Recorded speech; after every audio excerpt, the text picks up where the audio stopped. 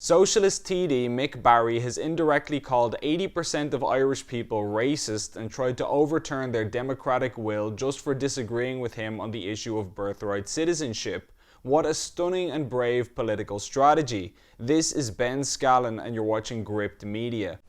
So it seems that in Ireland, the issue of birthright citizenship is back on the cards despite being handily defeated by referendum years ago. Lucky us. Mick Barry TD of the Socialist Party and Solidarity PBP has taken to the Dáil to tell us all about his tireless work to ensure that Ireland's borders stay open as wide as humanly possible. On the issue of the new birthright citizenship bill, Barry said, "The Irish Nationality and Citizenship Bill 2020 has two purposes: to restore automatic citizenship for all children born on the island of Ireland and to provide citizenship for children residing here for 3 years or more." It is fair to say that the decision to move this bill at such a relatively early stage in this parliament has been inspired by the Black Lives Matter movement. Well, there's a surprise.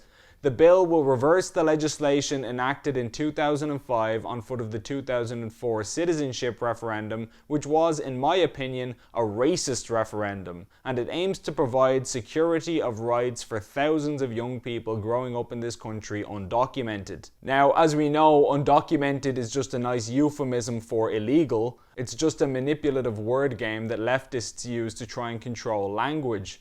But Mick said something else that was intriguing, and that was that the 2004 birthright citizenship referendum was quote-unquote racist.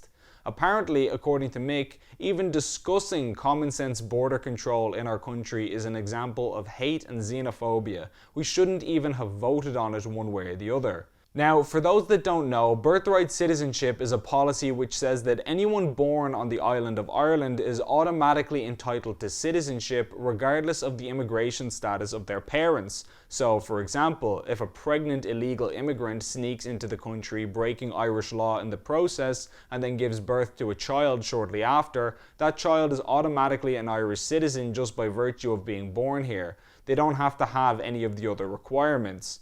This is not a theoretical thing, mind you. There are many real-life examples of it. It's called birth tourism and is a well-documented phenomenon.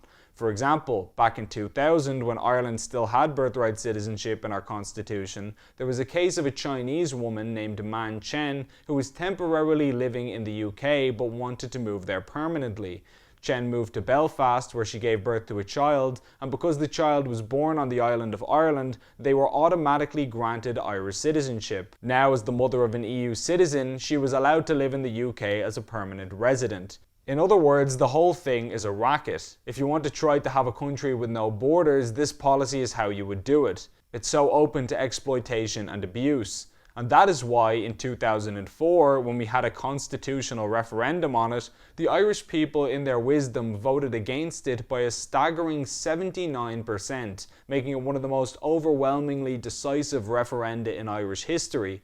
The vast majority of voters saw through the emotional blackmail and touchy-feely sentimentality and went with what 8 in 10 of them believed to be the common sense border control option. And yet Mick Barry, the man of the people, true to form, is happy to support a radical policy of handing out Irish citizenship with virtually no restrictions, a policy which 80% of voters have already rejected within recent memory.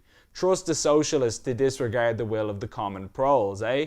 It begs the question though, if 79% of people voting for something can be overturned, does that mean that if a more conservative government gets in, they can overturn same-sex marriage, which was only supported by 62% of the population, or abortion, which was only supported by 66%? Should we do away with those results, and do you think Mick will be okay with that? Well, of course not. He'd hit the roof and start howling about what a disgrace it was to fly in the face of the people's democratic will. But that's because he's a rank hypocrite of the worst kind. And he's not the only one.